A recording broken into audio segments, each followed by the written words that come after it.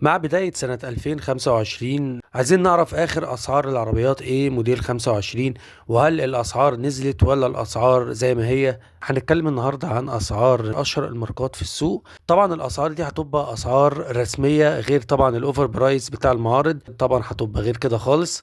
اول عربيه معانا هي العربيه الام جي زد اس، العربيه الاس يو في. العربيه دي طبعا اثبتت كفاءه ونجاح كبير جدا في الفتره الاخيره، وحققت نجاح وحققت مبيعات كبيره جدا. بتنزل بثلاث فئات. اول فئه سعرها بيبتدي من مليون وتلاتين الف، تاني فئة سعرها بيبتدي من مليون وخمسين ألف، وتالت فئة سعرها بيكون مليون وتمانين ألف. نيجي للعربية اللي بعد كده، العربية الفيات التيبو. طبعا العربية دي كانت عملت ضجة كبيرة جدا الفترة اللي فاتت، خاصة لما نزلوا منها النسخة المانيوال، وكان عليها بصراحة يعني تنافس كبير جدا بين العربيات اللي في نفس الفئة بتاعتها، لأن العربية كان سعرها مغري جدا. العربية دي تقريبا سعرها نفس سعر النيسان الصيني، وقريبة من عربيات الصيني، لأن عربية بالمنظر ده بالمواصفات دي كانت عربية تعتبر يعني حاجة لقطة، لأن هي كانت بتنافس النيسان الصيني والبي واي دي الاف 3 والشيري اريزو، تقريبا كلهم نفس السعر، بس هي كانت افضلهم طبعا. بس هي النقطه ان هي كانت نازله النسخه المانوال، سعر النسخه المانوال كانت ب 725 الف جنيه وقتها. طبعا السعر اتغير، بقت اول فئه بتنزل منها ب 770 الف. طبعا سعرها في المعارض بيوصل ل 830 الف.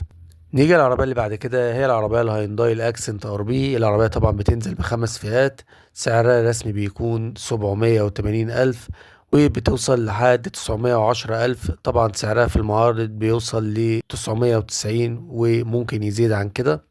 نيجي للعربية اللي بعد كده معانا، هي العربية النيسان الصني. العربية طبعا كانت عاملة انتشار كبير جدا في الفترة اللي فاتت. العربية بتنزل بثلاث فئات، أول فئة بتبقى مانوال، تاني فئة والتالت فئة بتبقى اوتوماتيك. أول فئة سعرها بيكون 695 ألف، تاني فئة سعرها 765 ألف، وسعر تالت فئة 795 ألف. نيجي للعربية اللي بعد كده، هي العربية الكيا الإكسيد. العربية طبعا بتنزل بثلاث فئات، أول فئة سعرها بيكون مليون 449، وتاني فئة سعرها بيكون مليون وخمسمية تسعة وأربعين ألف، وتالت فئة سعرها بيوصل لمليون 649 ألف. نيجي لآخر عربية معانا، هي العربية تويوتا كرولا. طبعا من أكتر العربيات انتشار وأكتر العربيات اللي حققت نجاح كبير جدا في الفترة اللي فاتت، وأكترهم اعتمادية. تنزل بخمس فئات، سعرها بيبتدي من مليون وربعمية ألف لحد آخر فئة بتوصل لمليون 750 ألف. دي كانت نبذة سريعة عن أسعار العربيات في بداية يناير 2025.